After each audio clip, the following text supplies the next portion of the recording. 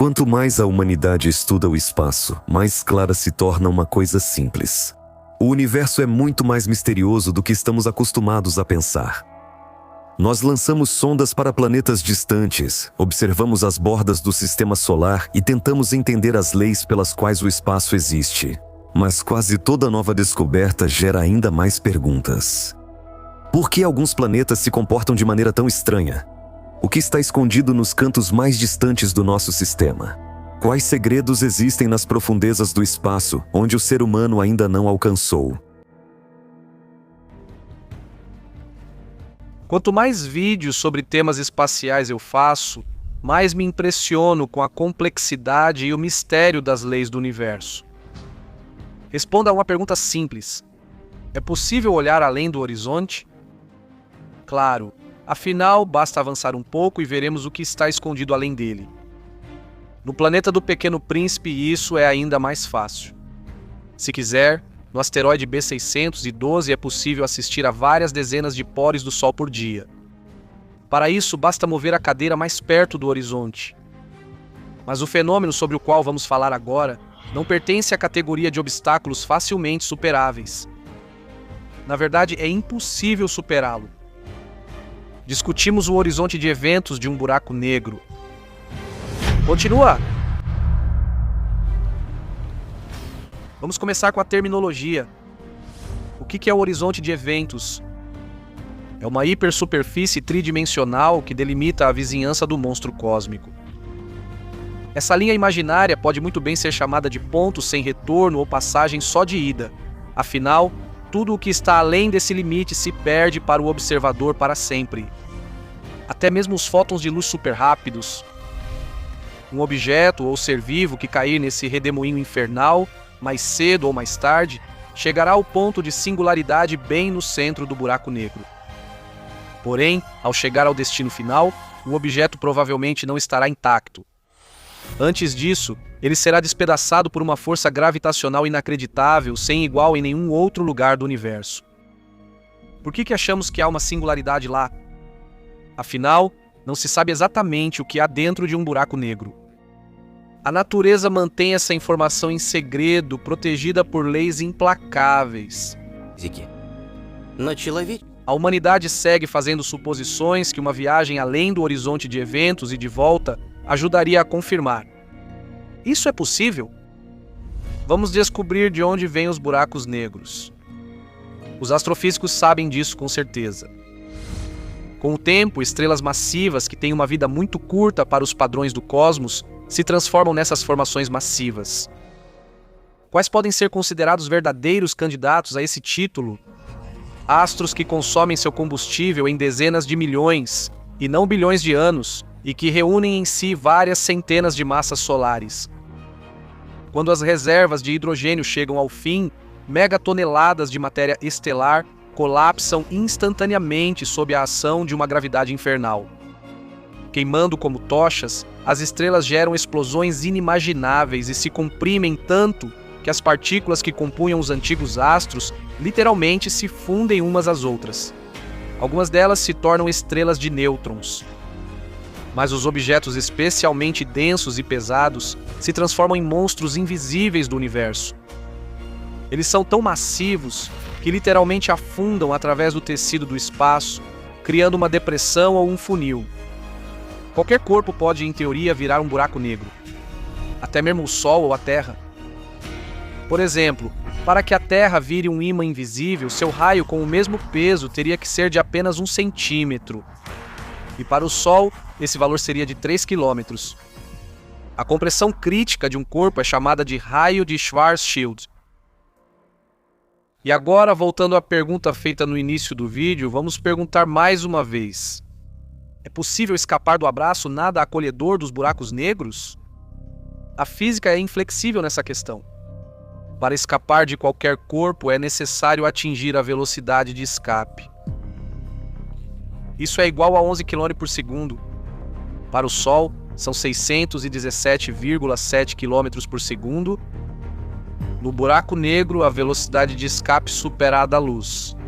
E, como se sabe, alcançar isso é impossível. Vamos encerrar a conversa? Já que não é possível sair do horizonte de eventos, é melhor aceitar isso. Mas nós somos persistentes, então vamos tentar ir mais fundo. E se tentarmos amarrar algum objeto com um cabo incrivelmente resistente preso à nave e baixar o objeto na escuridão total do buraco negro, ou usar um elevador para isso? É possível recuperar o objeto como uma sonda de navio trazida do fundo do oceano? Parece que não há nada demais nisso, certo? Ele vai mergulhar, explorar as vastidões da armadilha universal e, finalmente, satisfazer a intensa curiosidade da humanidade. Temos que decepcioná-los. Só que não neste universo.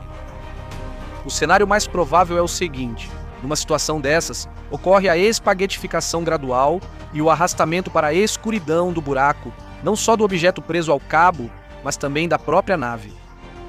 E tudo isso inevitavelmente será atraído para o Santo dos Santos, a região da singularidade, o ponto de início e fim de tudo. Ao mesmo tempo, o tamanho do funil não faz diferença. O princípio do não retorno vale para todos os tipos de buracos.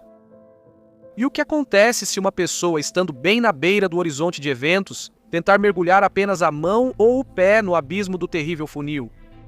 Afinal, dá para puxá-la de volta na hora? De jeito nenhum. Como já foi dito, tudo o que cai nas garras do buraco nunca mais volta. Resta torcer pela misericórdia do astronauta mais próximo, que vai cortar o membro do corajoso antes que ele seja sugado completamente. E quanto à declaração otimista de Stephen Hawking, que dizia para não desistir, afirmando que até mesmo desse caixão cósmico existe uma saída, ela existe. Mas na verdade não é como queríamos. O fato que pode consolar um pouco o viajante que caiu em um buraco negro é que ele não é eterno. Obrigado à física quântica. O tempo de vida da informação mortal é enorme. Mas tudo acaba algum dia. Na verdade, é preciso levar em conta que o horizonte de eventos existirá até os últimos milissegundos de vida do buraco negro, até o momento em que sua massa se tornar zero. E é aí que virá a libertação. Stephen Hawking afirmava que, nas horas da decomposição final do buraco negro, o funil se livra das informações desnecessárias. Ela cospe joules na forma de radiação, e a potência do grito de morte da criatura cósmica pode chegar a 5 milhões de megatons em equivalente de TNT. A informação que o buraco vai emitir durante esse processo inclui também dados sobre os corpos que um dia caíram nas entranhas do monstro. Isso pode ser comparado às urnas em um columbário. As cinzas contêm fragmentos de informações da pessoa cremada, mas não têm mais utilidade. Embora, do ponto de vista da física, essa explicação extravagante resolva o paradoxo da transformação da energia e sua imortalidade. É uma pena que não haverá ninguém para admirar eventos tão impressionantes, pois até lá não restará nenhuma estrela ou outra fonte de luz no universo. Se no momento da morte do último buraco negro algum de nós pudesse ver isso, a cena seria impressionante. Em meio à escuridão total e ao vazio, que duraram 10 elevado à centésima potência de anos, de repente ocorreria um clarão ofuscante, o último raio de luz no cosmos. E então, a explosão silenciosa da armadilha negra finalmente libertaria aqueles que um dia caíram imprudentemente em suas garras. Assim, existe uma saída dos domínios de um buraco negro, mas essa informação tem pouco valor prático para nós, apesar de ser vívida e interessante para criar imagens. A conclusão é óbvia. Até que a humanidade adquira conhecimento suficiente e aperfeiçoe a tecnologia, é melhor não se aproximar dos buracos negros, mas admirar esses objetos assustadores de longe, através das lentes dos telescópios. O planeta Terra pertence ao grupo de corpos celestes que orbitam em torno de sua estrela-mãe. Os irmãos e irmãs nessa família cósmica são tão diferentes uns dos outros que surgem grandes dúvidas sobre seu parentesco próximo.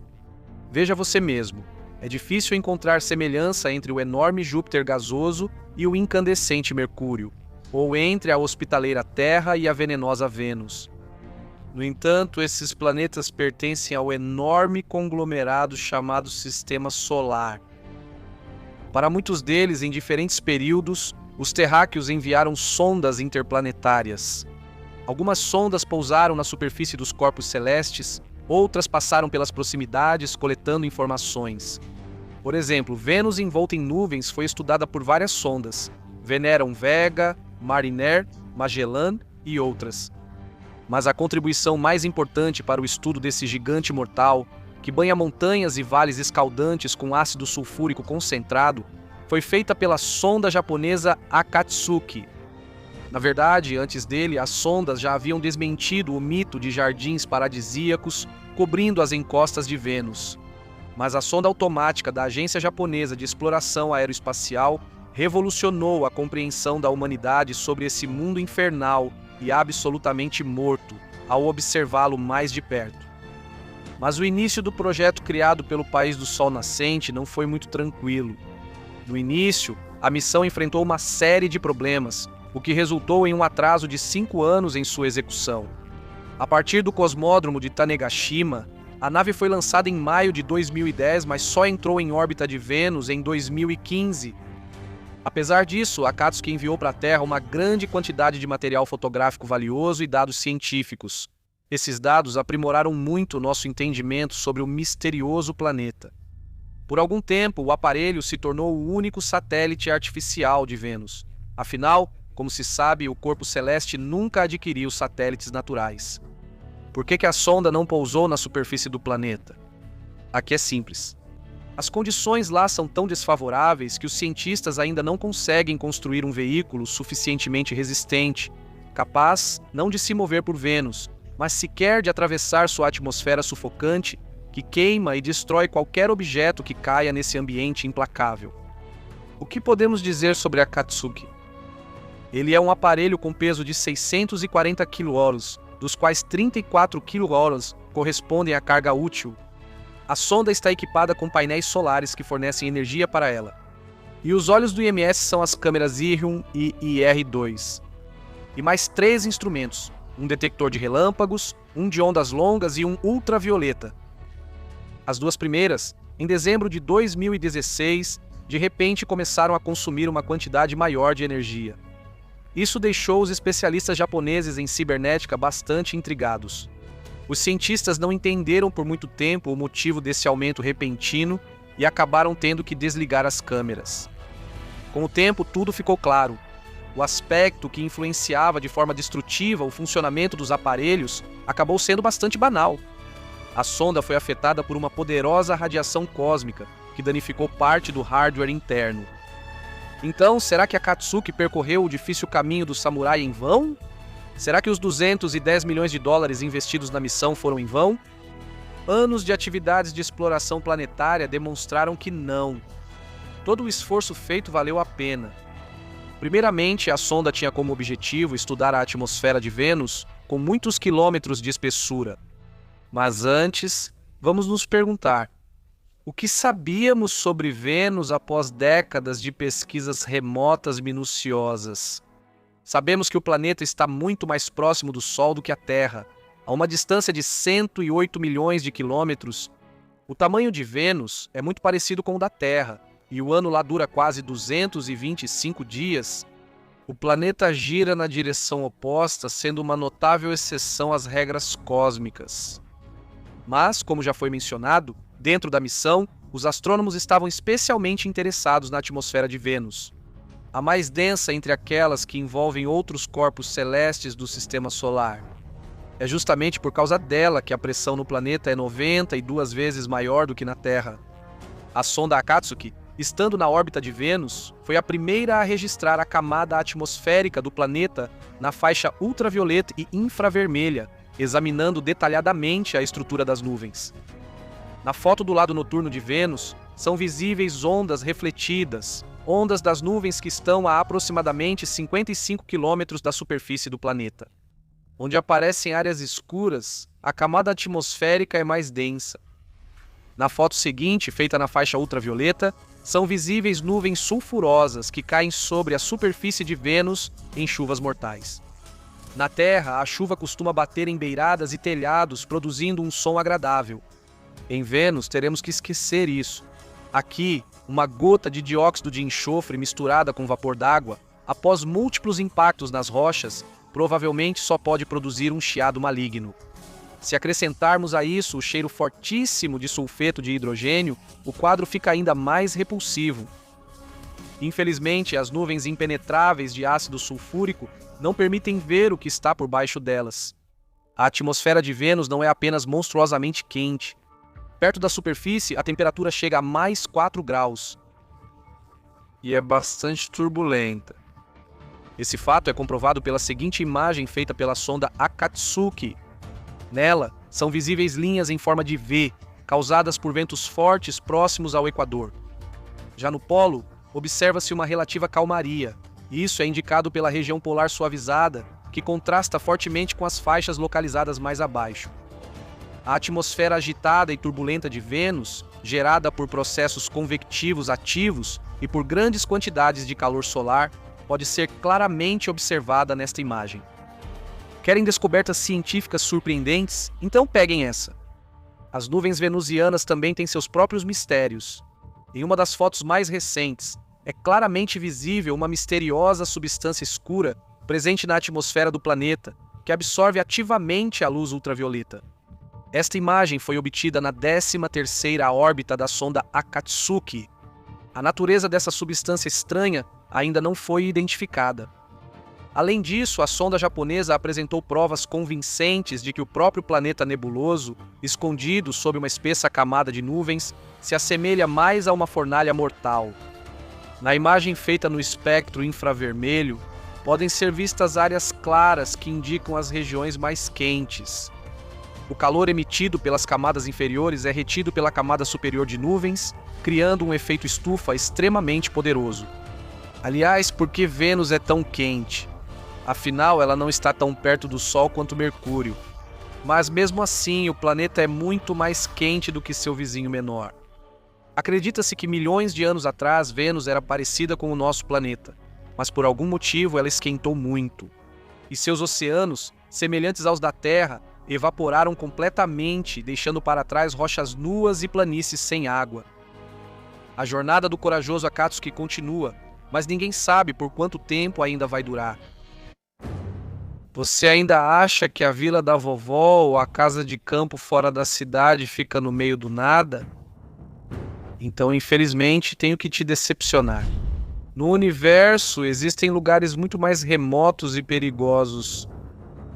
Nem mesmo o deserto chileno de Atacama, sem vida, com suas variações extremas de temperatura e total ausência de chuvas, pode se comparar a eles. Nem a solitária estação antártica Vostok, onde as temperaturas chegam ao mínimo crítico de menos 89 graus Celsius, nem a Fossa das Marianas, no Oceano Pacífico, com uma pressão 1000 vezes maior do que na superfície da Terra. Prepare-se para a viagem em vídeo mais incrível do mundo. Seus desejos são ordens para o voo até o planeta Plutão. Para chegar a esse local incrivelmente distante, serão necessários pelo menos 9 anos, incluindo manobras gravitacionais para... ускорение. Você quer falar sobre isso? Sem problema! O objeto transneptuniano mais famoso do Sistema Solar está esperando ansiosamente por você. Como Plutão, em seu ponto mais distante da órbita, está a 7,4 bilhões de quilômetros da Terra, ver esse mundo claramente é bastante problemático. A única sonda que se aproximou de Plutão foi a espaçonave Novos Horizontes. Lançada em 2006, ela se aproximou do objeto e de seus satélites em 2015 e imediatamente começou a coletar informações ativamente e a fotografar o planeta. Graças à sonda Novos Horizontes, os limites do nosso conhecimento sobre o corpo celeste, lançado para a periferia do Sistema Solar, se expandiram significativamente, embora as observações e estudos do planeta de perto tenham durado apenas 9 dias. Devido à distância de Plutão, sabíamos tão pouco sobre ele que praticamente todas as informações trazidas pela sonda Novos Horizontes causavam um verdadeiro espanto. Nos antigos livros de astronomia, falava-se pouco sobre o planeta. Plutão é um objeto 3 vezes menor que a nossa Lua, parecido com um pedaço de iceberg perdido no espaço. E basicamente era só isso. Agora a situação. A situação mudou radicalmente. Os principais objetivos da sonda eram mapeamento do terreno, estudo da atmosfera planetária e criação de tabelas de temperatura. E ele cumpriu todas as tarefas com excelência, pois estava completamente equipado com instrumentos úteis. A mesma quantidade de informações, por exemplo, sobre Marte, precisava ser coletada ao longo de 5 missões. Então, o que veríamos ao nos aproximarmos de Plutão e pousarmos em sua superfície? A primeira coisa que encontra o viajante em um planeta é a atmosfera.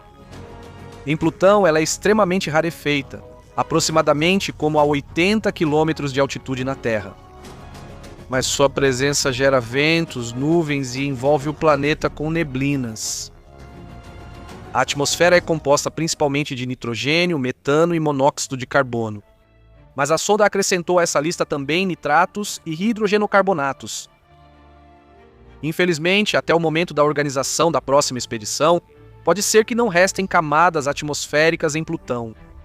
Ela está se dissipando constantemente no espaço. Mas, por enquanto, ainda é possível observar amanheceres e entardeceres incríveis, que lembram vagamente os da Terra. Olhem e lembrem-se de como a sonda New Horizons viu o planeta anão. Ao descer na superfície de Plutão, o turista espacial quase não sentirá a gravidade. Afinal, a massa do objeto é 6 vezes menor que a da Lua. Em volume, o planeta é só um pouco maior que a Federação Russa. A sonda New Horizons determinou o diâmetro exato do corpo celeste, 2.376,6 quilômetros. A pressão aqui é mínima e é de apenas 1 pascal. Mas para o viajante existe um grande problema: o frio extremo que se aproxima do zero absoluto. Na superfície de Plutão, a temperatura chega a menos 223 graus Celsius. É possível se aquecer um pouco na atmosfera. Lá é 40 graus mais quente devido a um leve efeito estufa. A descoberta mais importante da missão foi a atividade tectônica de Plutão. Como ainda não é possível trazer uma amostra do solo planetário para os laboratórios da Terra, os cientistas precisam contar o número de crateras. Mais crateras indicam superfície mais antiga. Esse efeito pode ser comparado a uma folha de papel deixada na chuva.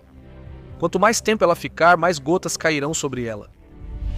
A maior parte de Plutão é cheia de crateras, mas existem áreas extensas, quase sem cicatrizes deixadas por meteoritos. Esse fato indica que as geleiras do planeta estão sendo ativamente renovadas. E como é o relevo desse corpo celeste congelado? Os turistas vão se impressionar com 2 locais em Plutão, a região Tomball e a planície Sputnik. Uma sonda terrestre os identificou e examinou detalhadamente pela primeira vez em 2015. A primeira região se parece com um enorme coração de 2.300 quilômetros de tamanho. Ela foi nomeada em homenagem a Clyde Tombaugh, o descobridor de Plutão, cujas cinzas, entre outras coisas, estão a bordo da New Horizons. No território dessa estranha região, predomina uma paisagem de gelo de nitrogênio solidificado, intercalada por cadeias montanhosas com até 3,5 quilômetros de altura. A planície Sputnik é outro objeto surpreendente, representando um vale com 1.500 quilômetros de diâmetro. A sonda a viu tão silenciosa, branca como a neve, sem uma única cratera, coberta por uma geleira relativamente jovem de nitrogênio e metano e por sulcos de origem desconhecida. Os equipamentos da estação interplanetária determinaram que a idade da planície é de aproximadamente 100 milhões de anos, enquanto o próprio planeta tem mais de 4 bilhões de anos. Quais outras características merecem atenção em Plutão? Em primeiro lugar, é o gelo que cobre o planeta. Aqui, ele está presente em 5 estados físicos que só podem ser alcançados na Terra em condições artificiais.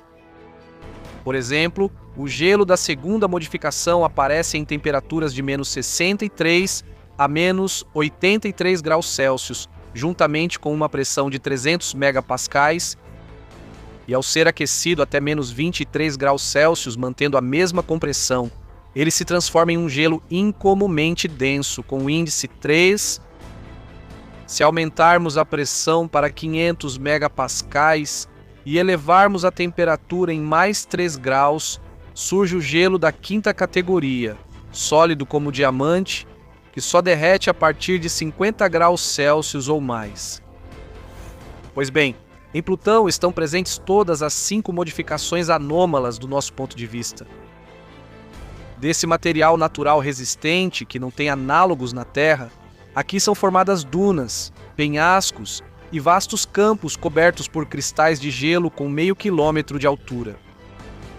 Às vezes, o gelo descongela e começa a evaporar instantaneamente, sem passar pelo estágio líquido. Os astrônomos acreditam que Plutão está atualmente passando por mudanças climáticas, assim como a Terra há milhões de anos. Se a sonda New Horizons sobrevoasse qualquer cidade do nosso planeta à mesma distância, ela poderia não só criar mapas topográficos detalhados, mas também literalmente contar as casas. É por isso que as pesquisas e fotos obtidas com telescópios são extremamente pouco confiáveis. Pelos olhos de uma estação interplanetária veremos Раз больше. mas ficou uma sensação de que algo não foi dito. Por isso, enquanto a sonda, após passar por Ultima Thule, segue para o interior do cinturão de Kuiper, missões ainda mais avançadas estão sendo organizadas para Plutão. Pode parecer que a história dos planetas do Sistema Solar já está definida e que nada novo será descoberto. O último escândalo foi a exclusão de Plutão da lista dos planetas principais. Depois disso, houve um relativo silêncio. No entanto, em 2016, os cientistas notaram que algo incomum estava acontecendo além da órbita de Netuno.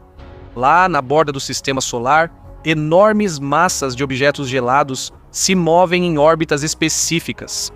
O estranho era que eles deveriam estar sendo influenciados por forças de um objeto externo, mas nenhum dos planetas conhecidos do Sistema Solar poderia afetar esses objetos. Isso levou os cientistas a uma hipótese. Em algum lugar lá, mais um planeta está escondido de nós, no Sistema Solar. Ele recebeu o nome de Planeta 9. O que ele realmente é? Supõe-se que a massa desse planeta misterioso pode ser 10 vezes maior que a massa da Terra, e ele está a uma distância de 400 a 800 unidades astronômicas do Sol. Quanto à origem do Planeta 9, as versões variam bastante. Alguns afirmam que ele surgiu da mesma forma que os outros planetas do Sistema Solar, ou seja, a partir de um único disco de gás e poeira. Outros dizem que o Planeta 9 está tão distante dos outros planetas porque está sob a influência da gravidade extremamente forte do Sol.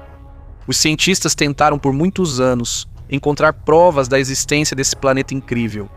Eles usaram não apenas os telescópios mais modernos, mas também várias fórmulas matemáticas e simulações em computadores. E isso finalmente deu frutos. Precisamos entender por que é tão difícil detectar um planeta que está dentro do Sistema Solar. E isso considerando que já estamos explorando os cantos mais distantes do espaço. Mas antes, vamos descobrir quais informações os cientistas conseguiram sobre o Planeta 9.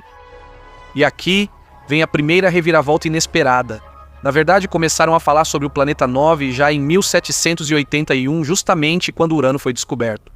O tempo passou e os cientistas notaram uma coisa estranha.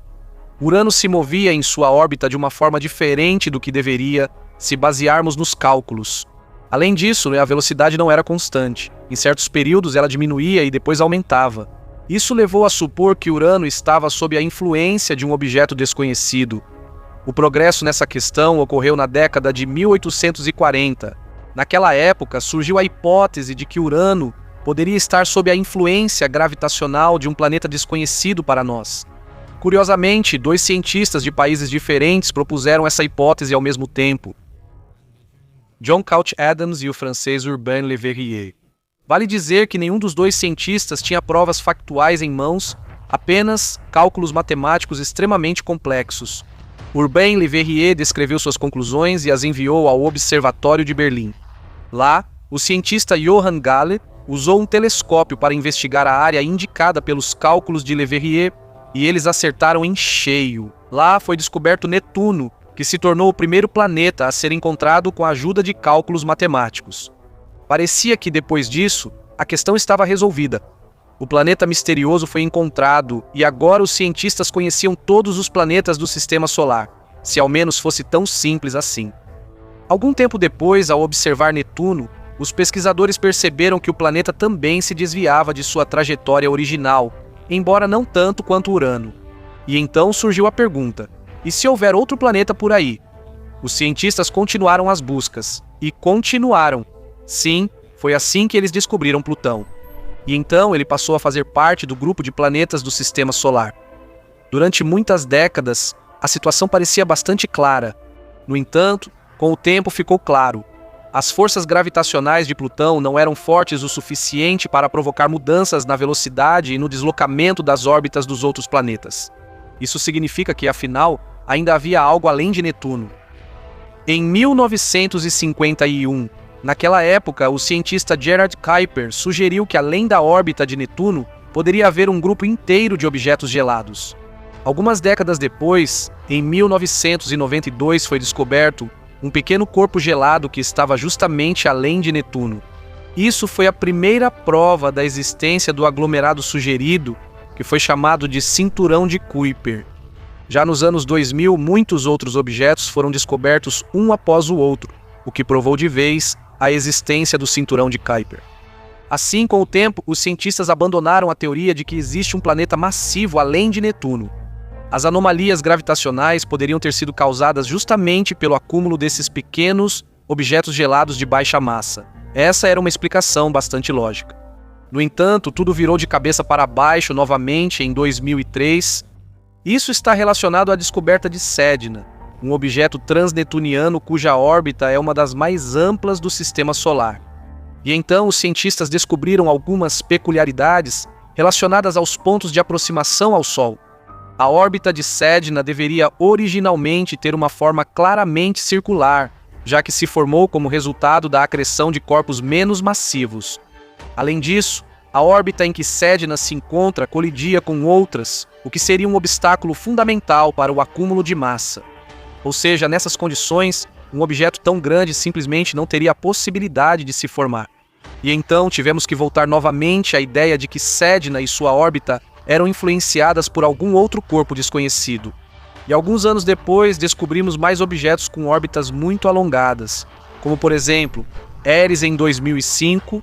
Isso reacendeu discussões intensas sobre a existência do planeta 9.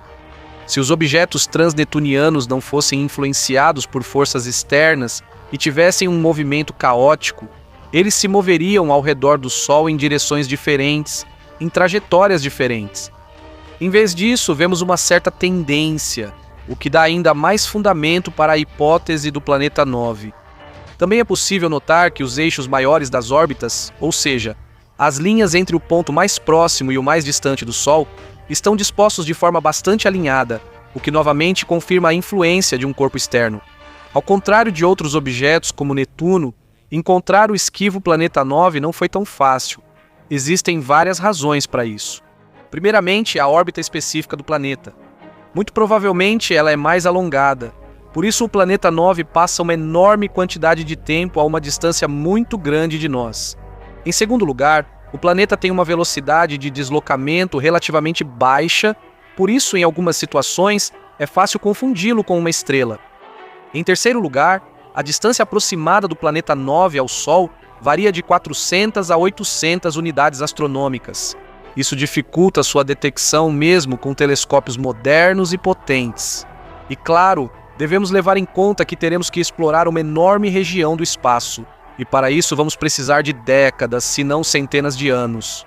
A descoberta do planeta 9 é de enorme importância para toda a ciência espacial, pois isso vai nos ajudar a obter mais informações sobre como o Sistema Solar se formou e o que pode nos esperar no futuro.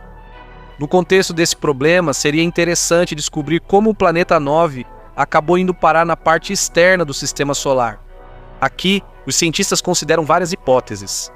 Primeira versão: o planeta 9, na fase inicial do Sistema Solar, se formou a partir de fragmentos de outros objetos que, devido à força gravitacional, foram lançados para regiões distantes. A segunda teoria é semelhante à anterior. pois o planeta 9 também foi lançado para a parte externa do sistema pela gravidade. No entanto, ele se formou da mesma maneira que os principais planetas do sistema solar, e durante a formação das órbitas, foi forçado a deixar o grupo deles. Já a terceira versão nos diz que o planeta 9, na verdade, era um planeta errante. Ou seja, aquele que se movia livremente pelo universo e não tinha uma estrela que controlasse seu movimento. E em algum momento, a gravidade do Sol capturou o planeta 9, puxando-o para dentro dos limites do seu sistema. Provavelmente é por isso que o planeta 9 tem uma órbita em forma de elipse. O planeta 9 pode acabar sendo para nós tanto uma caixa de Pandora quanto a maior recompensa por anos de esforço. No entanto, podemos afirmar com certeza: a descoberta do planeta nos fará olhar para a estrutura do sistema solar de uma maneira diferente. E o que você acha? O planeta 9 realmente existe? E em quanto tempo conseguiremos descobri-lo?